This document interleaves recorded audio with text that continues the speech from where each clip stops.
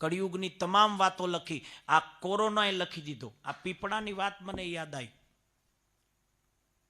પીપળામાં તમે પૂજન કરો છો ને, એ પ્રાણવાયુ પણ આપે છે.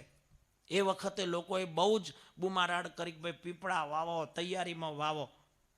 2 વર્ષ સુધી કોરોનો રહ્યો.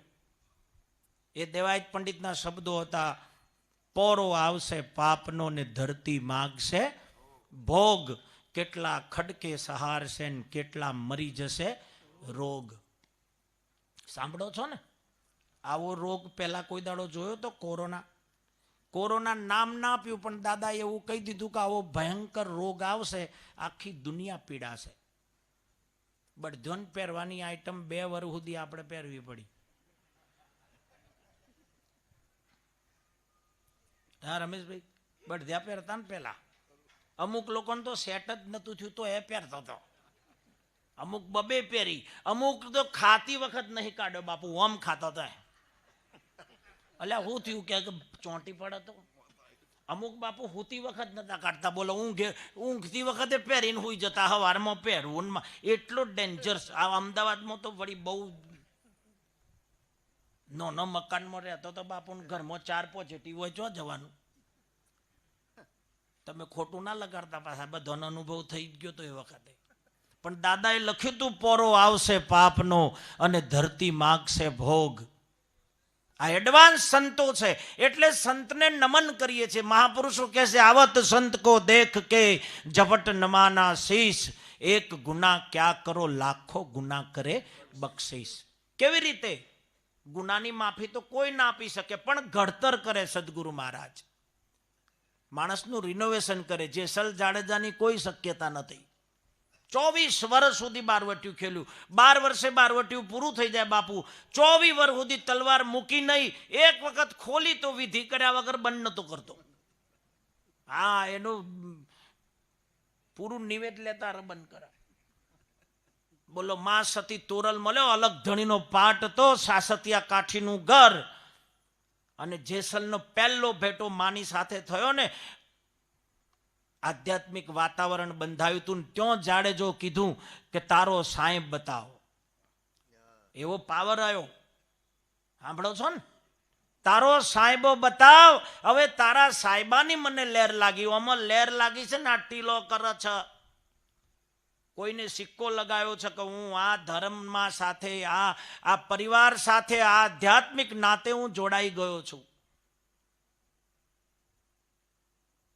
એવો મહિમા, એવું વાતાવરણ બંધાયું. જાડેજાને પ્રથમ દ્રષ્ટિએ માં મળ્યા અને સતી તોરલે સમજાવ્યું કે જાડેજા, આ દેહ દીદાર તમારો ખાલી કરવો પડશે. અંદર જે માલ પડ્યો છે ને, એ બધું સાફ કરવો પડે.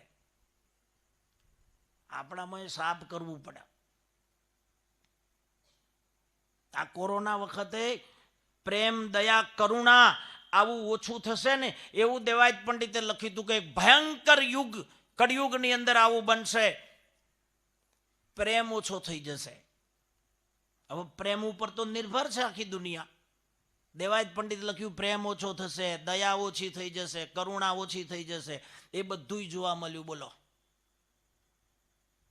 લગ્ન પહેલા સ્ટુડિયોમાં જઈને ખભા હાથ મૂકીને ફોટા પડાયા હતા ને, અને તો સ્ટુડિયોમાં જ એકરાર કર્યો હતો કે આપણે જન્મ ભેગો રહેશું. પોઝિટિવ આવ્યા પછી 3જા ખંડમાં ખાટલો ને 1લા ખંડમાંથી ખીચડી જતી હતી. ખાવી હોય તો ખા, પેલો ફોટો ફાડીને ફેંકી દે, નહીં મેળાવે. પેલા એ પૂછ્યું ખરું ફોટાનું શું થયું? પેલા એડવાન્સ આપણે બધો કોલ કર્યો તો એ કે બધું ફેલ. અત્યારે પોઝિટિવ. 2 જ વખત ઉધરસાઈ. જય ગુરુ મહારાજ, ઉપાડો. એડવાન્સ સમજણ પડે છે સંતોને સાહેબ. દેવાયત પંડિત જેવા તો અનેક વિરલ પુરુષો છે. આ સૃષ્ટિ છલોછલ ભરેલી છે. હમણાં જોગી જલિયાણની વાત થઈ. જલારામ બાપા વીરપુરની અંદર સાહેબ તમે વિચાર કરો, એક ભોજનના પ્રભાવથી કોઈની આંતળી ઠાળવાનો એક અનુભવ. જોગી જલિયાણે માં વીરબાઈને કીધું કે આ ક્ષેત્રની અંદર ધર્મના પ્રવાસે જતા લોકોને મારે ભોજન કરાવવું છે.